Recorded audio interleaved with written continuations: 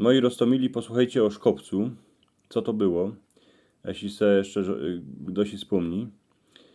Jeszcze lecykany możne kańsik we wasz kuchni w starej stodole, lebo w szopce je ciepnięty szkopiec. Kupiła go można wasza prastarka, od kogosik, kto szkopce poradzi robić. A to trzeba było umieć, bo szkopiec je szyrszy ze spodku, a węższy ku wyrchu.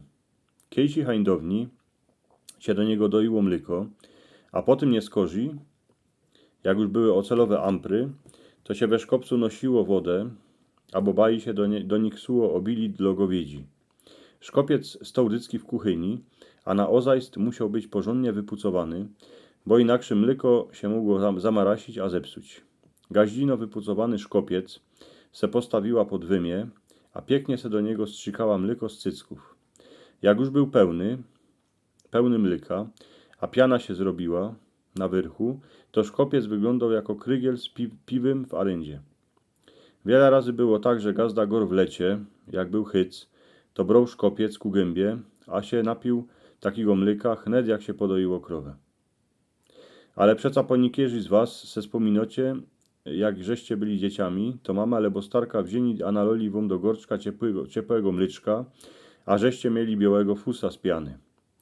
Do szkopca się doiło a i kozy, a owce, ale w ten czas te szkopce były mniejsze.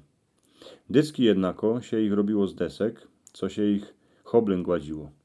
Dno było z jednego kulatego kąska drzewa, lebo się też go robiło z desek. Na koniec się pobijało ocelowe obręcze, jedną większą dołu, a drugą mniejszą z wyrchu. Wszystko się to pięknie dzierżało kupy. Ene trzeba było dycki dawać pozór, co by szkopiec się nie rozeschnął. W ten czas się go musiało wrazić do wody, co by drzewo się jej napiło, albo stykło tam nalać wody do niego. Do szkopca się doiło krowy, a i na miedzy gor w lecie. Gaździnka se wzięła ryczkę, a dwa szkopce, w jednym miała ciepłą wodę, a handrę, umyła nią krowie w wymie, a do drugiego większego szkopca strzykała mlyczko. Ale wiele razy było tak, że jak krowa leżała na trowce, to i ani nie trzeba było cycków płucować. Szkopiec dycki włoniał mlykiem. Lecy kiedy się do niego loło śmietonkę, kiszkę, lebo maślunkę, ale chnet to trzeba było wypić, bo to w drzewie długo nie wydzierżało. Lepszy na to był błąslok. Każdy szkopiec musiał mieć cosik, za co go szło chycić, bo inaczej gaździno by go nie poradziła nieść kuchliwie.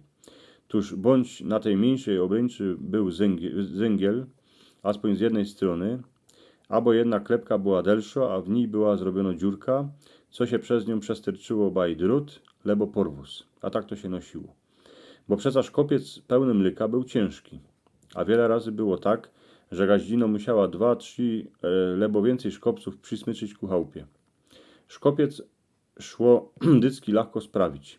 Stykło eny wymienić deskę, lebo poklepać kładziwym ocelową obręcz, a zaś się szło doić mlyko.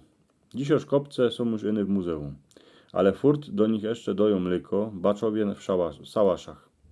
We starych chałupach są można kańsik pociepane we wasz kuchniach. Takowny starusny szkopiec dycki idzie wypucować, a se dać baj na zogródkę. Idzie w nim a i nosić wodę, choć to jest ciężko robota. Chyćcie se oto pełny szkopiec, a spróbujcie go nieść. Uwidzicie, wiele hańdowni gaździnki musiały mieć siły w rękach.